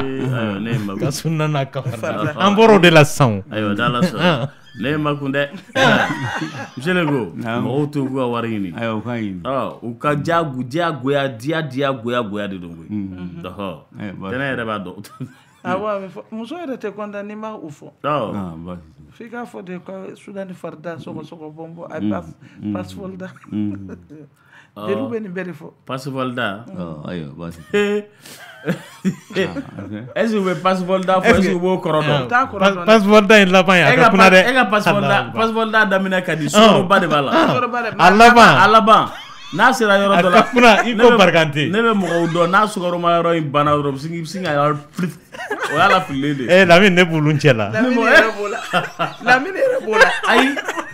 non ne t'o la dɛ parce que passeport da ye fura de a bɛ taa kun dɔ de kosɔn 70 ka na fɔ 80 90 la mɔgɔw ka sɔgɔsɔgɔ fura n'u ka mura fura de tun don I m'a y'a tunna butigiw kɔnɔ sisan. A tunna. I b'a ye yɔrɔ kelen alors que ale tun barikatuba de tun b'a la. Ni sɔgɔsɔgɔri b'i minɛ dɔrɔn ko i ta passe-valida san ka na. Ni mura y'i minɛ dɔrɔn ko i ta passe-valida san ka na. A b'a kɛnɛya. Ne muso kɛra passe-valida ye jelikɛ min man d'o f'i ma i t'i cɛ ka bɔ a kɔrɔ joona. F'i b'i yongo. O fana ka di muso ye fo fana b'u yongo. F'i b'i yongo. Ayiwa passe-valida daminɛ ka di de. A laban man di dɛ. N'a taara u yongo. Ala ka hɛrɛw caya ha. Dia kunte dia nyana desi bali hijali le duanye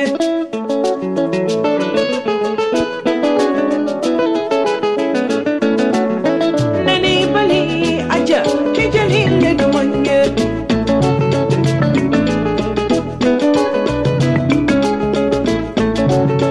miri mani kana kasi kadija duanye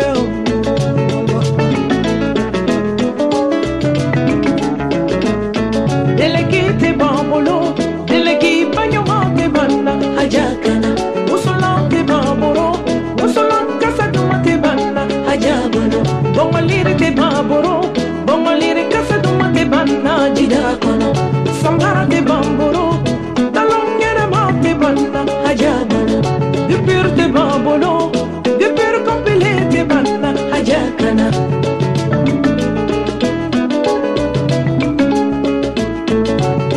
Binani leni sanloro, Madiana musundu. Ne son binani leni sanloro, Madiana musundu. Nine si la concora, ma ajaba yelena odinfa.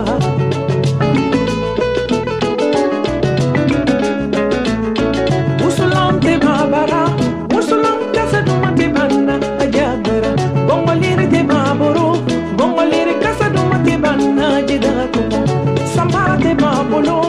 talongena mate banna ajabo. Alors ça va? On en a fini maman la diagacha. Alors ça va? On en a fini maman la diagachanga. Solo mondial.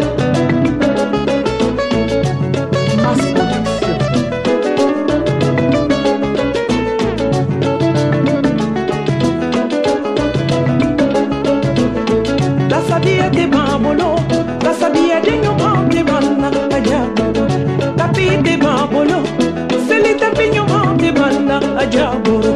La cana de babolo, ala baton la cana de banna ajabo.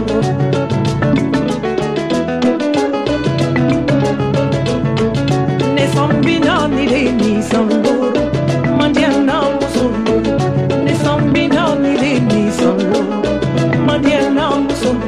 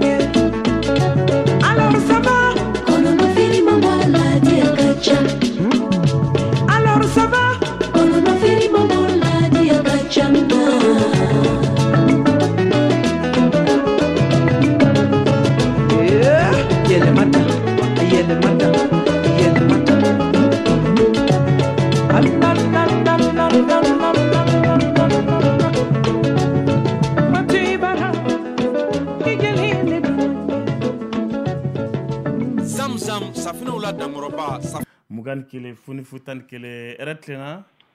Allô? Oui, comment bibolo docteur Tlobila? Anti bonamani. Avanti. Ne kun mago bɛ docteur de la ne ka laada bɛ kalo tile 28 le 13 quoi le 13 tɛmɛnen a nana quoi. Awɔ ne dun bɛ fɛ k'a lajɛ. Ayiwa docteur Tlobila docteur. Wagati kelen t'o la o. I y'a faamuya. Awɔ mais a nana le 13 tɛmɛnen. Oui mais e m'a fɔ k'a bɛ deli ka na tile 25 fana. Ayi le 13 tɛmɛnen ne y'a jate la sisan nɔ ne b'a jate la comme a bɛ bɛn le 26 de ma quoi. A tile 28 ya. Awɔ. Ah bon n'a bi tile 28 la n'i bɛ fɛ ka kɔnɔ ta o kɔnɔ ta wagati tile 17 14 15 wagati ninnu la. Ok merci. Parce que ni a nana le 13 donc ne b'a jate ka taa kalo wɛrɛ min na parce que le avril tɛmɛnen mars tɛmɛnen a nana le 17 quoi. O fana tun ye 28 donc nin na a nana le 13 o tun bɛ bɛn 28 fana ma. Awɔ. Ah faamuyara. Awɔ ok. Ala k'i garisɛgɛ don den na nɛgɛjuru ye 21 foni fu 11 dɔgɔtɔrɔ a k'a tun bɛ fɛ ka ɲininkali kɛ ko planning jumɛn de ka ɲi muso ma kosɛbɛ. O tɛ yen k'a fɔ ne bɛ nin planning in de ta nin de ka ɲi musow bɛɛ ma o tɛ yen o. Bɛɛ n'i ka planning de don mɔgɔw fari tɛ kelen ye donc mais n'i fari delila mun na a ma tɔɔrɔ las'i ma donc o de ka ɲi ma kan'a falen dɔ wɛrɛ la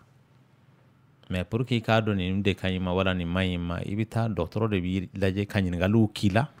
k'a lajɛ i ni mun ka kan parce que a bɛ se ka kɛ bana dogolen dɔ b'i la mun i ni dɔ man kan a bɛ se ka bana dogolen labɔ kɛnɛma joona k'a sɔrɔ i si ma se o bana in sɔrɔli ye donc c'est pour que fɛn tɛ mun bɛ se ka kɛ kunfɛ ten voilà bange kɔlɔsi fasuguw ka ca. Ayiwa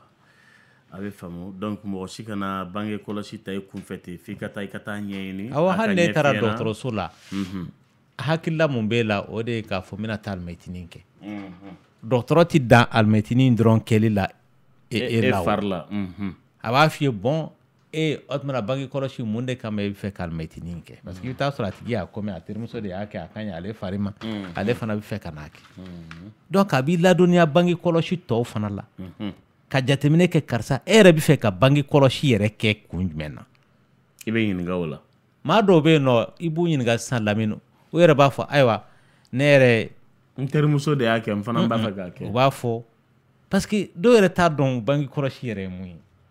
i bɛ taa sɔrɔ i b'u ɲininka e bɛ furubatɔ kɛ wala e bɛ kafoɲa kɛ ayi ne t'o kɛ ne tɛn'o kɛ ne yɛrɛ a tɔgɔ ye di n bɛ mɔgɔtigiya la wala a b'a fɔ a ma cogoya jumɛn na donc mais ne t'o kɛ bange kɔlɔsi kɛ kun donc dɔgɔtɔrɔ bɛ conseil de d'i ma parce que a kɛ kun tɛ e ka bange kɔlɔsi est ce que dɔw t'a ta walasa u ka bonya kelen dɔw b'a ta walasa u fari ka nugu bon n'i y'o fɛnw de kɛ o de la a bɛ tiɲɛni lase i fari ma parce que dɔgɔtɔrɔ filɛ nin ye a ti fɛn kɛ banabaatɔ la mun ka d'a ye o mun ka ɲi ma maa bɛ yɛrɛfa suw don o kɔrɔ tɛ ne k'e dɛmɛ i ka yɛrɛfa suya in na o dɔgɔtɔrɔ mɔgɔw ka hakɛ to hali kapɔti kelen kelen a kɔnɔna tulu min bɛ yen n ye musomaninw ye o b'a mun yɛrɛ la k'a fɔra k'a n'i y'o mun ko i fari bɛ sanuya ko kurukuru tɛ mɛnɛ i la kapɔti kɔnɔna tulu o ye yɛrɛ nɛgɛ de ye n bɛ mun f'u ye o de ye k'a fɔ ni i taara a tɔgɔ ye di dɔgɔtɔrɔ kunda sisan fɛn bɛ mago mun ɲɛ n k'o de sɛbɛnnen don a kan alcool mun an b'a utiliser n k'a sɛbɛnnen don a kan ko alcool de don 90 degré eau de javel tɛ sɛbɛn a kan o n'i bɛna eau de javel fana utiliser i b'a ye a sɛbɛnnen don a kan eau de javel pour que donc i k'a dɔn n bɛ ka fɛn mun utiliser bon capote fana bɛ ten minɛnw bɛɛ bɛ ten nɔ et puis fo n'a kɛra i taara yaala yaala fɛnw san jamana bɛɛ kɔnɔ i bɛ taa sɔrɔ fɛnw bɛ feere dɔgɔtɔrɔso sɛbɛnw minnu la i bɛ taa sɔrɔ ni minɛnw nana bɛɛ ka minɛn tɛ sa mɔgɔ dɔw de bɛ yen minnu agréélen don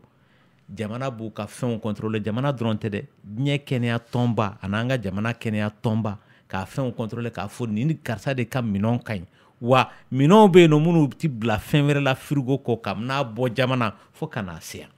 wa hali yan nɔ u bɛ bila frigo de kɔ n ko contrôle de bɛ k'a fɛn na o de la ni Mali jamana mana o fɛn ninnu san o fɛn ninnu de bɛ bila ka taa yɔrɔ tɔw la kelen kelen donc a bɛ di bɛɛ ma dɔgɔtɔrɔsow bɛɛ ma o cogoya de la nka mɔgɔw bɛ se ka bɔ sira wɛrɛw fɛ ka fɛn wɛrɛw utiliser minnu t'o cadre kɔnɔna la o ye fraude de ye o bon mɔgɔw bɛ to ka mun kɛ o ye yɛrɛ faga su de ye parce que mɔgɔ ka taa fɛn utiliser a nakun tɛ utilisation mun kama a bɛ n'a fɔ mun y'a fɔ ko ka taa eau de javel utiliser a fari la eau de javel utiliser kun t'o ye o n'i y'o kɛ i b'i fari tiɲɛ de ainsi de suite bon u bɛ ka o fɛn minnu fɔ yɛrɛ mɔgɔ yɛrɛ m'a ye expérience ma kɛ k'a jiran k'a fɔ a bɛ nin de ɲɛ pour que docteur k'a f'i ye nin utiliser i bɛ taa sɔrɔ o fura in yɛrɛ san 20 de kɛra a ɲɛɲinini la pour que a ka se ka bila marché sanfɛ donc i bɛ taa sɔrɔ anw fɛ yan nɔ vaccin bɛ yen nɔ sumaya contre la o mais pourquoi a ma bila marché ka fɔlɔ a bɛ sen na i bɛ taa sɔrɔ a bɛna bila sumaya ka kuma min na o y'a sɔrɔ découverte kɛra nin y'a san 20 k'a jiran k'a fɔ a tɛ ka tɔɔrɔ lase mɔgɔ ma a b'i lakana de ainsi de suite bon e bɛ fɛn ta ten nɔ dɔrɔn parce que dɔ y'a ta bon o bɛ na ni tiɲɛni de ye parce que hali fɛn minnu ka ɲi dɔ ma i bɛ taa sɔrɔ a ma ɲi e fari ma donc a tigi bɛ na ni o kɔlɔlɔw ye hali fɛn minnu ka ɲi n ko dɔ bɛ alimɛtinin kɛ sisan nɔ a tigi fari ka d'a la a mago bɛ mun na a b'o sɔrɔ a la mais e bɛ taa kɛ a bɛ tiɲɛni lase e fanfɛla ma n'o y'a sɔrɔ e ma sɛgɛsɛgɛ k'a dɔn k'a fɔ e ni alimɛtinin ka kan ou bien i n'a man kan donc hali n'i nana alimɛtinin kɛli ko la dɔgɔtɔrɔso la dɔgɔtɔrɔ b'a f'i ye bon alimɛtinin dɔrɔn tɛ planning a b'i tɔgɔ ni jamu ni tension b'i la wa diabète b'i la wa a b'i fa la a b'i ba la o ɲininkaliw mana bɔ a bɛ tila k'i lajɛ tuguni kuma dɔ la hali joli sɛgɛsɛgɛ bɛ kɛ k'a dɔn karisa e kɔni alimɛtinin tiɲɛ yɛrɛ la e nana ni hakilila ma o de ye k'a kɛ nka alimɛtinin ne fari tɛ taa ni ɲɔgɔn ye nin planning fasugu in de n'i fari bɛ taa ni ɲɔgɔn ye furakɛli y'o fɛn de ye o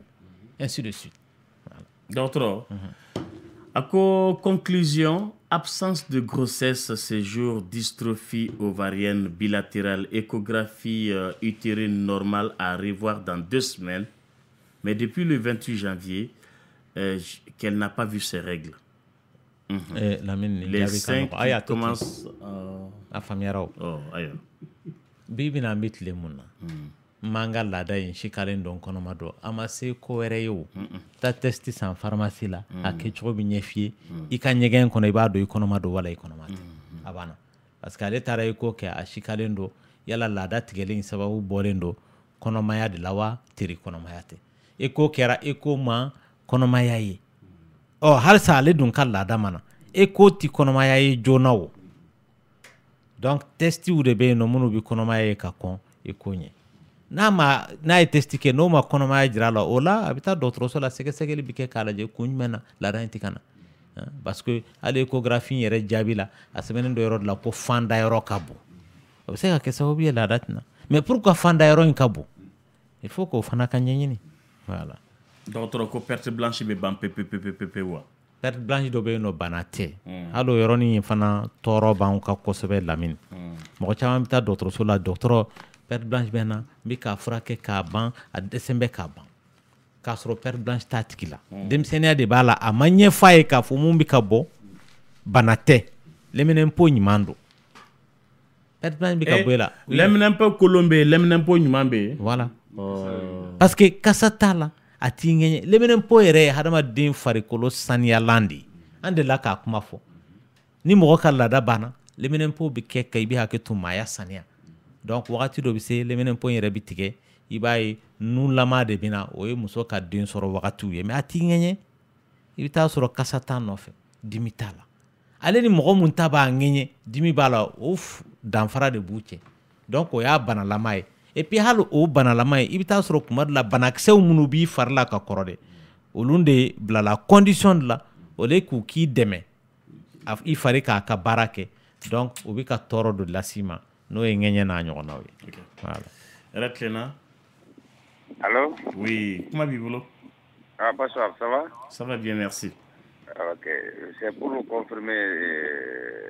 que quelque chose que le docteur a dit. Par rapport à l'échographie, quoi. L'échographie, c'est erreur bokeh. Parce que moi-même, personnellement,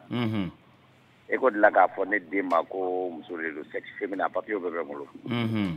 Mais alors qu'il n'y aura qu'au négono. Imaginez. Donc, mina musobe nyona ko erreur ni fiondo. Moi-même, j'avais l'habitude de contester ma femme par rapport à la date. Mais réellement, échographie de hacker quoi. Mais net la quand il y a des témoignages sur ma femme a raison. Donc il faut lui dire qu'il est en erreur. Bon, deuxième question. Ma femme docteur, est-ce que Fembe serait qui peut rendre l'homme stérile? Awo siraj men fait atiki kana den soro siraj men fait il kambe opération bien fura kunda. Je dis l'homme, pas la femme. Nya femme yake. Voilà, s'il y a des piqûres ou bien des médicaments qui peuvent rendre l'homme stérile, mais quand même il peut faire sa sexualité quoi. Voilà. Est-ce que la médecine a développé des médicaments par rapport à ça là, sans les trucs là, les capotes et consorts là? Voilà, au technique be no kanogoere. Atiti me minute tanka opération de ro. Kala wa temesra ustike. Okay. Kala wa temesra usirina fo musoka den so bisiri chuamna. Ah, ok. Voilà. C'est pour ça quoi. D'accord. Attends, la docteur Nio siri la wate botu kuninde. La wa mu ma tiki tu se ka den de soro. La wa bi bo me kise o de tala mu ba to atiki bi den soro. Ah, ok. C'est pour savoir ça. Oh. Ok, merci. Enti. Docteur, ijo de ne y'a ye yɔrɔ dɔ la a tɛ dɔgɔkun fila bɔ ko cɛw fana ka fɛngɛ fana bɛ nale cɛw ka bange kɔlɔsi furakisɛ. Awɔ o bɛ yen nɔ n y'o de f'i ye n ko ni fura bɔra o fura in bɔra a mɛnna mais c'est au stade expérimental tant que expérience ma ban a ko la k'a fɔ a tɛ tiɲɛni kɛ donc o la a tɛ bila marché kan n'o tɛ a bɛ yen o. Don o don cɛ fana b'o furakisɛ nin kunu wa. Dongo muso ti ka kunu de. Jamanaw be no mu ole ke wolonugu siri ka caya muso yɔrɔ la cɛw ta de bi siri o. Ka cɛ wolonugu siri? Cɛw ka den tɛmɛsiraw de bi siri. Voilà parce que olu tɛ fɛ ka den sɔrɔ. Ala sɔnna. Ala ka hɛrɛw caya ha. Dɛgɛjuru ye mugan mugan dɛ. Dogo dɔ tulo bɛ taa kalanso. Allo? Mathieu. Ne b'a fɛ ka docteur yɛrɛ ɲininka écho in nafa na. Écho nafa. Voilà. Écho nafa tɛ fɛ ka fɔ k'a ban. Parce que écho an bɛ tile mun na bi na a bɛ n'a fɔ docteur ɲɛ de don dɔnni mun don. Maa caman bɛ yen i bɛ taa sɔrɔ opération caman kɛra k'u sauver a sababu bɔra écho de la parce que ni écho kun b'a ye k'a fɔ nin bana masina in b'a tigi la docteur tɛ se ka girin k'a fɔ k'i b'a tigi opérer walama i tɛ se k'a fɔ i bɛ fura mun d'a ma fɔlɔ fɛ Lamini yanni échographie kana yanni a kana yɛrɛ tɛ hali a ma mɛn yɛrɛ a bɛ yan nka a kun t'i bɛɛ ka porte la wagati bɛɛ hali sisan Mali la yɔrɔ dɔ bɛ yen nɔ Bamakɔ yan yɛrɛ i bɛ taa sɔrɔ échographie tɛ se ka kɛ dugutilama fɛ i bɛ obligé k'a tigi opérer parce que i tɛ se ka dugujɛ makɔnɔ parce que i sikalen don bana dɔ la a ko la a dun sika ye fɛn dɔ ye kɛmɛ sara la a bɛ se ka kɛ 90 ye wala 91 wala 99 nka i b'a kelen in jɛ ni écho bɛ yen nɔ o b'i bɔ o fili ninnu na donc écho yɛrɛ nafa tɛ se ka fɔ k'a ban pewu non seulement examen mun don a tɛ tɔɔrɔ lase mɔgɔ ma i n'a fɔ arajo ninnu bɛ cogoya min na wa banaw dɔw bɛ minnu bɛ se ka kunbɛn san 20 san 10 ka sababu kɛ échographie ye mɔgɔ min bɛ échographie kɛ san o y'a dɔn sugunɛbilenni bɛ mɔgɔ caman sɔrɔ sugunɛbilenni ye maa min sɔrɔ i mana écho kɛ i n'a fɔ san kɔnɔ ou bien san 2 ou bien san 3 o san i bɛ se ka i si bɛɛ kɛ i bɛ taa sɔrɔ cancer mun kan ka sugunɛbara sɔrɔ o t'i sɔrɔ parce que échographie y'a jira k'a fɔ baasi foyi tɛ sugunɛbara la biɲɛ échographie mana kɛ k'a fɔ tɔɔrɔ tɛ biɲɛ la donc kuru dɔw bɛ se ka falen mun i bɛ taa sɔrɔ a laban na a bɛ yɛlɛma ka kɛ kansɛriw ye o tɛ biɲɛ dɔrɔn ye farila sogo yɔrɔ caman na échographie b'a to i b'olu ye joona yan'u ka tiɲɛni kɛ donc écho yɛrɛ kɔni nafa tɛ se ka fɔ k'a ban hali mɔgɔw cɛlaka fanfɛla la kuma tɛ muso lajɔlen fanfɛla la hali ale yɛrɛ bɛ k'a fɔ den ye cɛ ou bien den ye muso ye a bɛ dɔn cogo di n ko échographie de b'a to i b'a dɔn cɛ dɔ ou bien muso de dɔ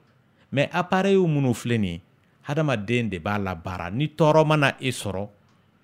bon i bɛ taa sɔrɔ fili bɛ bɔ e yɛrɛ de fanfɛla la parce que fɛn tɛ mun bɛ se ka kɛ girin girin kɔnɔ wa ni mɔgɔ mana sɛgɛn o bɛ se ka jouer i ka résultat kan sisan mun de b'a to erreur yɛrɛ bɛ caya fɔlɔ fɛ ni échographie ninnu n'an tun b'a kɛ i b'a résultat sɛbɛn ni biki de ye tɛgɛ la o la erreur tɛ yen o mais sisan i bɛ obligé k'a kɛ couper coller parce que i bɛ taa sɔrɔ e ye échographie tan kɛ mɔgɔ min bɔra i b'o ka résultat de ta mɔgɔ kura in ta k'a couper coller i n'a fɔ ne ko Lamine Sila sisan nɔ san 27 donc 1,100,000 de juru b'a la bon mɔgɔ wɛrɛ nana ne tɛ facture changer n bɛ sina ka Lamine tɔgɔ in dɔrɔn de changer kuma dɔ la a bɛ se ka kɛ n bɛ ɲinɛ ka 100,000 k'o kɛ 1,100,000 alors que fili de don bon ni dun b'a sɛbɛn erreur tɛ yen nɔ donc de sorte que kuma dɔ la mɔgɔ de bɛ se ka na dɔgɔtɔrɔso la docteur donc échographiste ko ne ma ko ne kɔnɔma don den 2 don mais e y'i ka jate k'i y'a sɔrɔ den 1 de don f'i bɛ obligé ka échographiste de wele pour que segin ka k'a kan parce que i bɛ taa sɔrɔ jaabi mun dira k'a fɔ ale kɔnɔma don 2 na ale ta in tɛ o mɔgɔ wɛrɛ de ta don ainsi de suite hali den cɛman ni musomanw bɛ se ka na ni o ko fasugu ye sinon généralement n'i ye examen kɛ i ye mun ye i b'o de fɔ n'i ma cɛya ni musoya ye i b'a fɔ n ma cɛya n'a musoya ye ou bien n y'a cɛya ou bien n y'a musoya ye parce que fili t'o fɛn ninnu na o bon ni opérateur fana sɛgɛnnen don i bɛ obligé ka baara jɔ ne delila ka mɔgɔ bila a tigi sira echo kama o don y'a sɔrɔ n tun bɛ burusi kɔnɔ Lamine n ye mɔgɔ min lajɛ sɔgɔma ka taa bila 18h mɔgɔ 100 ne nana s'ale ma o y'a sɔrɔ n sɛgɛnna ne k'a ma madame ale dun bɔra yɔrɔ min na ani yen cɛ a bɛ kilomètre 1000 bɔ ne k'a ma tiɲɛ yɛrɛ la i nakun ye nin ye mais n tɛ se k'i ka echo in kɛ bi k'a dɔn mun b'a la parce que n kunkolo sɛgɛnnen don n'i bɛ se ka siya ni ala sɔnna sini sɔgɔma n bɛ fɔlɔ e la o b'a sɔrɔ n hakili sɛgɛnnen tɛ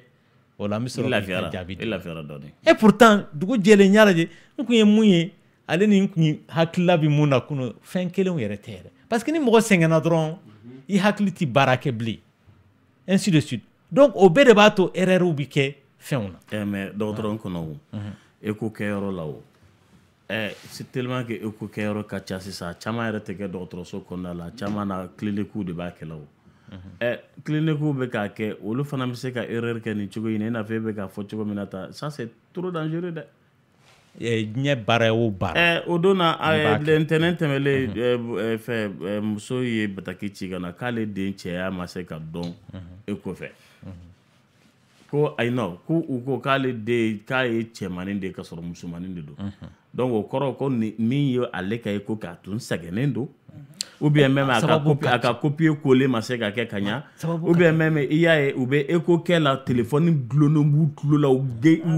gulonnen don dɔ la dɔ gulonnen don la u bi baro la o fɛ u bɛ ka echo kɛ e yɛrɛ sigilen f'i ɲin bɛ kun i da kɔnɔ téléphone y'a sababu y'a sɛgɛn u tɛ dɛ u esprit occupé don par autre chose voilà Lamine baara o baara n'i b'a kɛ a kɛra dɔgɔtɔrɔ ye a kɛra baara wɛrɛ ye o mɔgɔ b'a kɛ o k'a sɔrɔ i ka kɛnɛ i bɛ k'a k'i concentré len fana don parce que n'o bɔra yen bon a ka kan baara dɔw la ka tɛmɛ dɔgɔtɔrɔya baara kan n delila k'o kuma f'i ye erreur kan ka bɛɛ sɔrɔ fo dɔgɔtɔrɔ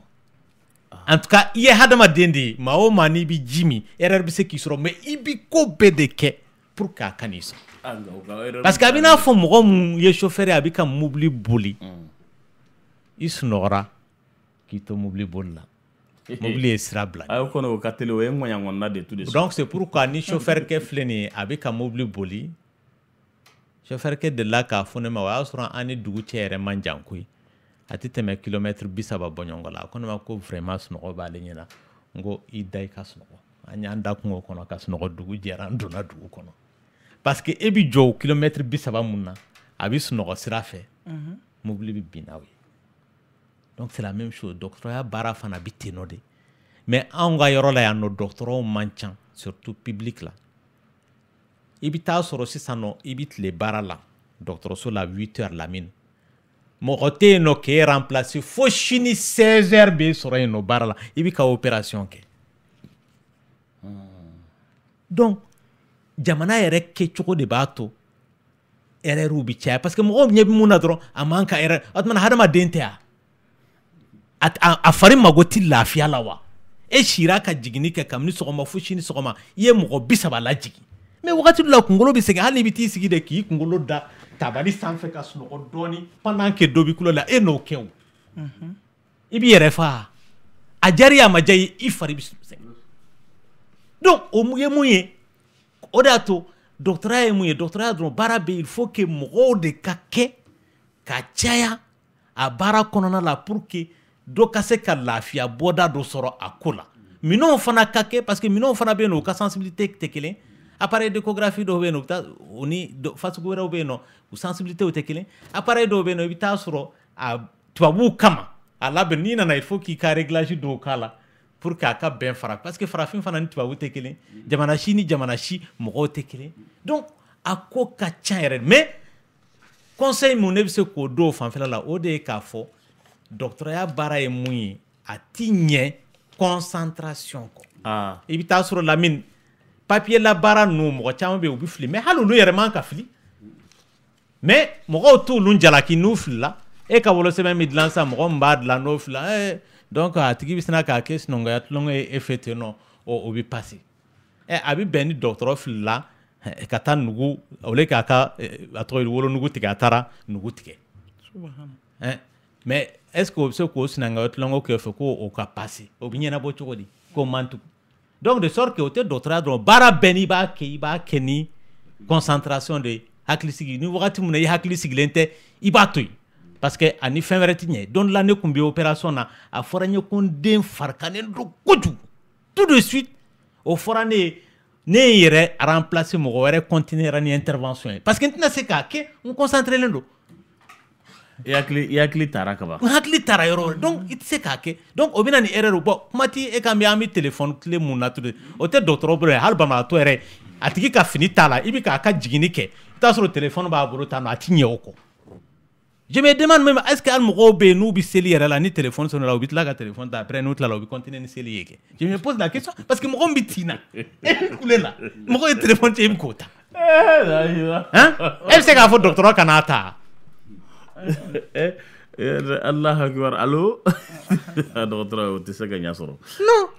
donc o tɛ dɔgɔtɔrɔ kunda o ye domaine bɛɛ de ye o ko kɛlaw de ye o ɲɛ gɛngɛnen bɛ appareil la téléphone b'u bolo u tɛ k'o bila u bɛ ka chiffres sɛbɛn i bɛ ka coller papier coller souder coller min fɔ nin a ɲɛ b'a la téléphone tɛ ka bila yɛrɛ de fɛs tellement que i b'a fɛ a ka téléphone bila a bɛ kɛ i b'a fɔ k'i ka taa o puruti ka bɔ a bolo k'a fili fenêtre fɛ i ka baara kɛ fɔlɔ i b'o kɛ cogo di nɛgɛjuru ye 21 foni 11 wagati korona tɛnɛ iyo k'a b'i fo kosɛbɛ awɔ Lamina an ka foli bɛ iyo ye n'Ala sɔnna iyo bɛ ɲɛgɛnɛji fura de bɔ ni mɔgɔ min mako bɛ iyo ka numéro la 76 97 49 71 76 97 49 71 k'an bɛ iyo fo kosɛbɛ ayiwa awɔ amina yarabi an bɛ bi ta in bila yan dɔgɔtɔrɔ ka numéro ye 79 28 55 47 79 28 55 47 a ka ɲuman bɔ su la ni kuma bɔra n'a digira mɔgɔ min na o tigi ka hakɛ to dia dia dia dia kunte dia nyana desi bali hijali le duanye